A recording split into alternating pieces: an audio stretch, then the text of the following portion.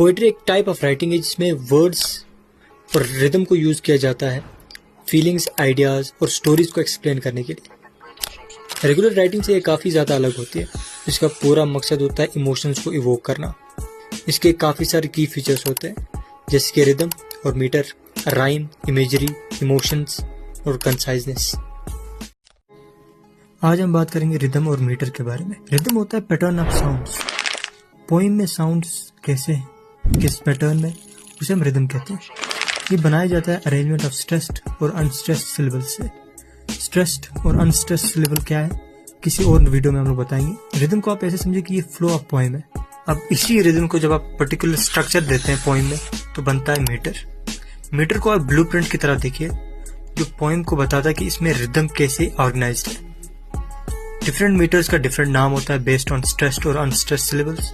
जैसे कि सबसे कॉमन जो मीटर है वो है आयम्बिक मीटर। आज हम बात करने वाले हैं सिलेबल्स के बारे में। सिलेबल होता है साउंड, बेसिकली वॉवल साउंड। एक वर्ड में कितने वॉवल साउंड्स होते हैं उन्हें हम कहते हैं कि इतने सिलेबल्स एक वर्ड में हैं।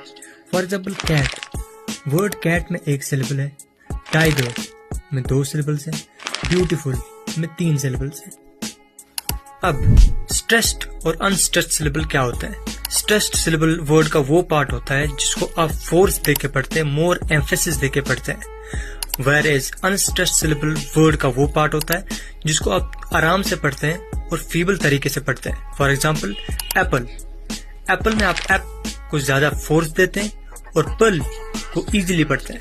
और इन्हीं स्ट्रेस्ड और अनस्ट्रेस्ड सिलेबल से रिदम बनती है और रिदम जिस हिसाब से ऑर्गेनाइज्ड होगी उससे मीटर बनता है। आज हम बात करने वाले हैं राइम के बारे में। राइम होता क्या है? जब सिमिलर साउंड्स रिपीट होते हैं लाइन के आखिर में या with in the lines of poem तो उसे हम कहते हैं राइम। राइम के काफी सारे टाइप्स होते हैं जिसके पहला जो टाइप है वो एंड राइम, जहाँ पे लास्ट वर्ड जो है वो राइम करता है। For example the cat sat on the mat with a head that was flat. यहाँ पे मैट और फ्लैट राइम कर रहे हैं, इसे हम लोग एंड राइम कहते हैं। नेक्स्ट होता है इंटरनल राइम। ये वो राइम होते हैं जो विद इन द लाइन्स होते हैं। For example I went to town to buy a gown. Town और गाउन राइम कर रहे हैं। नेक्स्ट है स्लैंट राइम और हाफ राइम। इसका मतलब होता है साउंड जो सिमिलर है लेकिन एग्जैक्टली सेम नहीं है। फॉर एग्जाम्पल हॉल और एंथ्रॉल। नेक्स्ट है आई राइम। ये वो वर्ड्स होते हैं जो लगते हैं स्पेलिंग की वजह से राइम करेंगे लेकिन एक्चुअली राइम नहीं करते हैं। For example love and move, दोनों OVE पे एंड होते हैं लेकिन राइम नहीं करते। और लास्ट वन है identical rhyme. Emotion in poetry, ये सारा खेल इसी पे डिपेंड होता है कि पोइम्स हमें कैसा फील कराती है, पोइट का मूड क्या है और वो किस तरीके से किन इमेजेस को यूज करता है और किन वर्ड्स को यूज करता है ताकि एक पर्टिकुलर मूड सेट किया जाए। फॉर एग्जाम्पल अगर पोइट को सैड फील कराना है तो वो टोन को सेट करेगा एम्प्टीनेस और साइलेंस के तरीके पे। और अगर एक पोइम लव के बारे में है वहाँ पे स्वीट वर्ड्स और इमेजरी यूज की जाएगी ताकि हमें हैप्पीनेस की फीलिंग इवोक हो सके। और जिस पोइम में इमोशंस कनेक्ट नहीं होते रीडर के साथ वो पोइम अच्छी नहीं होती और ना ही मेमोरेबल बनती है। आज हम बात करेंगे कंसाइजनेस इन पोइट्री के बारे में। इसका मतलब होता है आइडियाज को क्लियरली और कम से कम शब्दों में बयां करना, यानी कि जितने भी अननेसेसरी वर्ड्स होते हैं उनको पोइम में से हटा देना। और इसके कुछ क्वालिटीज होती है। फॉर एग्जाम्पल ब्रेविटी, हमेशा शॉर्ट और इम्पैक्टफुल लाइन्स यूज करना। प्रेसिजन, ऐसे वर्ड्स को यूज करना जो एग्जैक्ट मीनिंग कन्वे करती हो। क्लैरिटी, क्लियरली कन्वे करना। डेंसिटी, बहुत सारी मीनिंग कम शब्दों में बयान करना।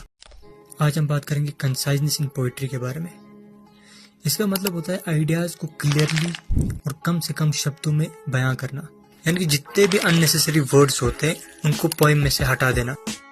इसको आप एग्जाम्पल के तौर पर ऐसे समझिए कि मैं अगर कहता हूँ the bright yellow sun rises slowly above the tall mountains casting long shadows on green valley below।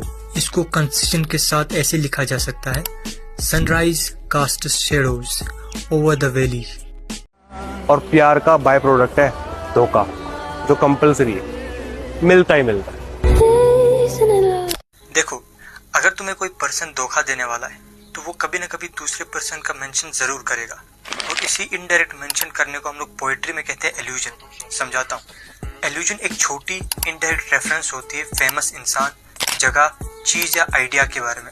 For example अगर मैं कहता हूँ he was a real Romeo with the ladies तो इसका मतलब तो ये हुआ कि वो बहुत ज्यादा रोमांटिक था। बट यहाँ पे जो रेफरेंस यूज किया गया है वो शेक्सपियर के रोमियो का यूज किया गया है, तो इसी को हम लोग कहते हैं एल्यूजन। और नेक्स्ट टाइम जब पोइट्री पढ़ो तो इस ईस्टर एग को जरूर ढूंढना। तो आज जानेंगे हम लोग एंथ्रोमॉर्फिज्म क्या होता है। एंथ्रोमॉर्फिज्म जब हम लोग human traits, emotions, intentions non human entities को देते हैं तो इसे हम पोइट्री में कहते हैं anthropomorphism.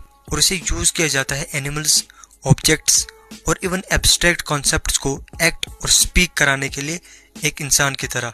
For example, the wind stood up and gave a shout, he whistled on his 2 fingers. अब यहाँ पे विंड खड़ा होता है, फिर एक आवाज लगाता है, फिर सीटी भी बजाता है। लेकिन सोचने वाली बात ये, क्या विंड ऐसा कर सकता है?